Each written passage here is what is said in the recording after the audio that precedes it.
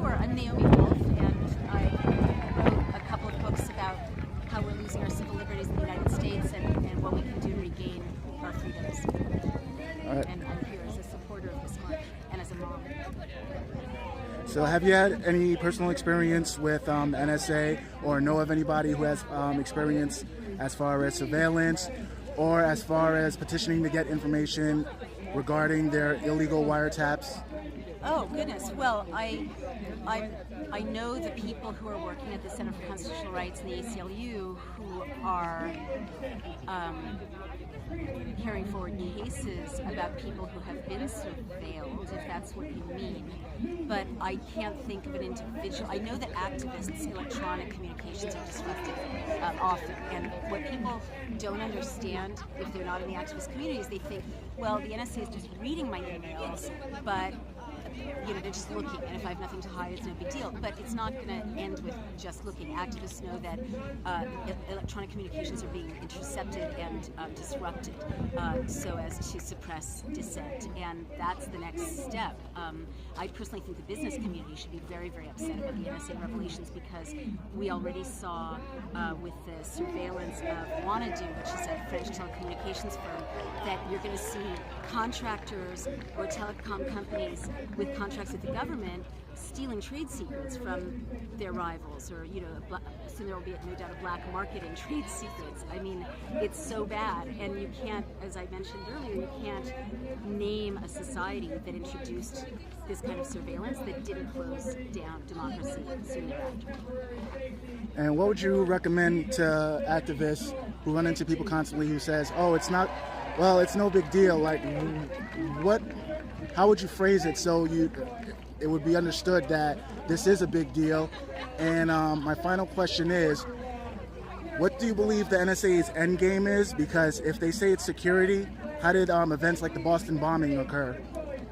Well, you can have, ridiculous totalitarian surveillance and still have, chaotic individual acts of violence. What do you say to people who say it's no big deal? How did America get to the point so quickly where people don't care if their Fourth Amendment rights are violated and their privacy is disrupted? Here's what we should say to them. The real danger that I predicted in End of America about surveillance is that the government uses what it finds to blackmail elected officials or blackmail people in public office.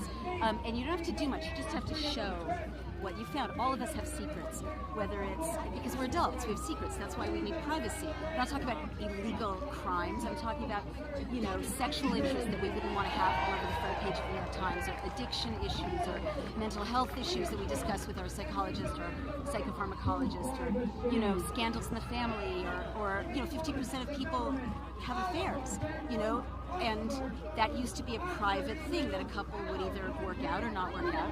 Now, all the government has to do, like they did in East Germany, is show up with the data, and an elected official will do whatever is necessary in order to avoid having their life be ruined and their loved ones' lives be ruined. So, to people who think that just happens over there, ask them to imagine what would happen if, the Department of Homeland Security showed up at your door with your personal stuff that you don't want the world to know, and asked you to take certain steps accordingly. That's all. The reason I play this out is, in every example I looked at of a closing society, that's how the government started to use the material. And you start to see who's coming down. Elliot Spitzer, who took on AIG. He's not the only person who ever saw a prostitute in Congress. There must be hundreds of people in that building who also saw prostitutes, but he was surveilled, and he said he was, surveilled. Governor of Illinois, Milosevic, who's also fighting the banks. Oh, interesting. I didn't think of that. Wow. And Merkel. I mean, just to know that if you're a foreign head of state and you know that the U.S. government knows who you've flirted with on your cell phone, that is such it's not just such a breach of the rule of law, it's such a leverage point. It's such a way for the United States government to blackmail everyone on the planet, just like they tried to claim the right to kidnap everyone on the planet. And it should terrify us, because there is not a single example of government looking at that kind of material, having access to it without using it against us, to break us, to control us, to silence us.